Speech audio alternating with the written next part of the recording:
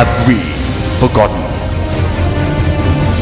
In 2014, the previous regime planned the Northern Expressway project at an estimated cost of 120 billion rupees. Under this project, it was proposed to construct a stretch of road from Kadawatha to Mirigama, comprising of 6 lanes and 2 interchanges.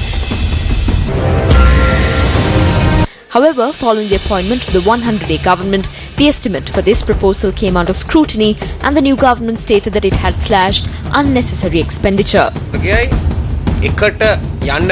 are cutting down on the expenditure and the corruption. That needs to be wiped out.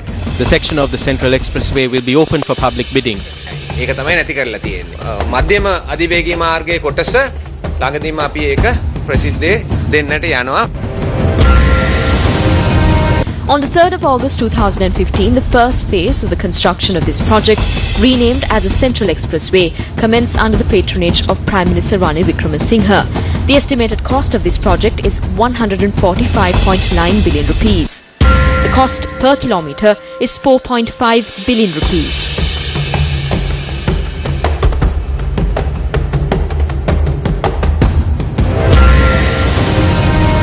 Convening a media briefing on the 5th of August, several members of the then opposition said that the 100-day government, which criticised the estimated cost of the previous government, has commenced construction of the expressway at a much higher cost.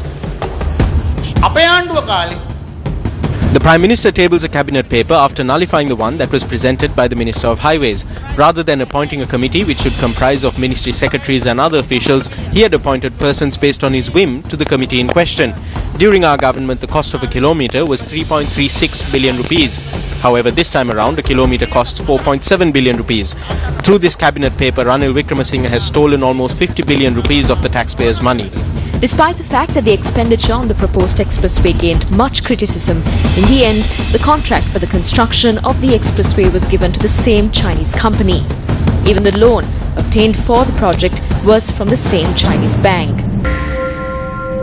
If you take this particular thing, the Wickremesinghe government claimed that the section of the highway from Kosinna to Mirigama, which they have now given to the same company, that had got the earlier contract they complained of, Kadawatha to Kosinna, that has got a contract at about 4.5 million per kilometre.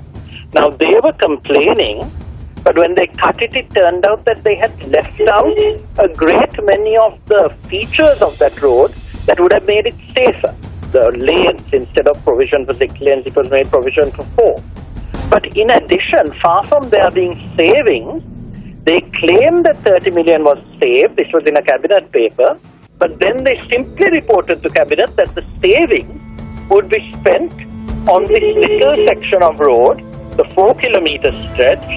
And that means that if the Prime Minister was correct in claiming 30 million was saved through the renegotiation, that means this little section of road, you are paying, the people of Sri Lanka are paying 7.5 billion per kilometre.